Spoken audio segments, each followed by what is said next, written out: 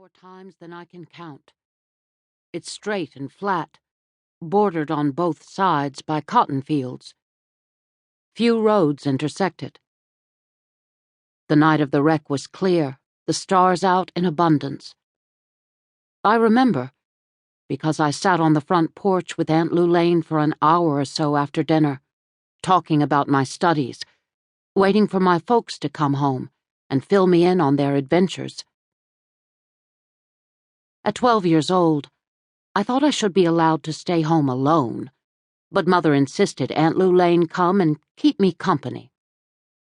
A good thing, too. The news that your world has exploded shouldn't be heard alone. I inhaled deeply and slowly to release the anger and frustration roiling in my chest. I cling to the memories of my parents in the good moments, the times of laughter and joy. Trips back to the night of their deaths do nothing but upset me. I've gone over it 1,000,000 times. I've read the accident reports, viewed the photos of the Volvo my father preferred to drive because it was safer than a convertible.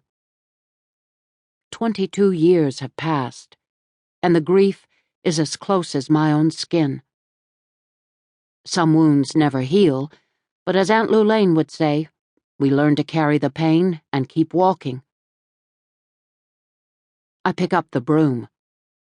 Work is my solace. Perhaps my abilities as a private investigator come from the puzzle of my parents' death. Why did they wreck? What happened to make my father lose control of the car? No one has ever answered those questions to my satisfaction.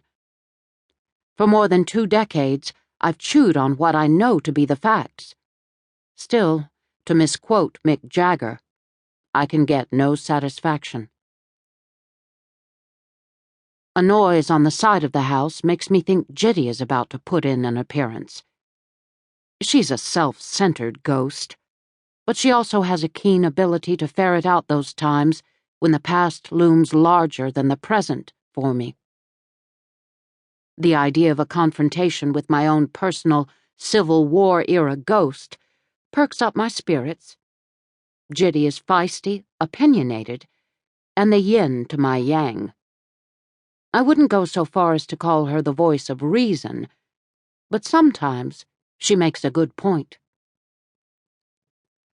Hurrying around the corner of the house, I stop. Jitty isn't in evidence. My horses graze peacefully in the pasture beside the barn, and my hound, Sweetie Pie, and the newest member of the Delaney household, Pluto, a fat black cat I semi-acquired from my last case, are digging for a mole. My dead relatives rest without interruption in the family cemetery behind the house. That I'm rooted to this place in a way many people don't understand slams hard into me. Some might say my connection to Dahlia House is Southern in nature, or perhaps part of my Irish heritage.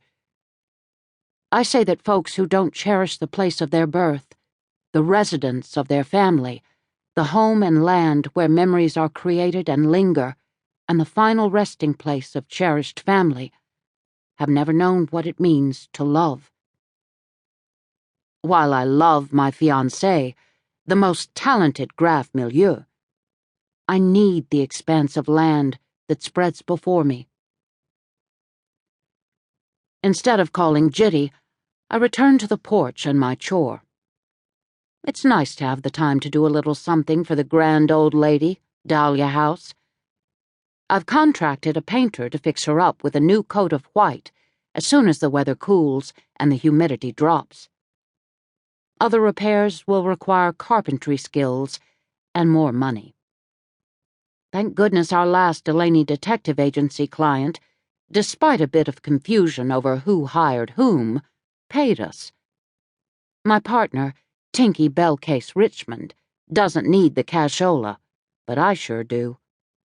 I wipe the sweat from my forehead and wonder how Graf is handling his golf game in the torrid zone.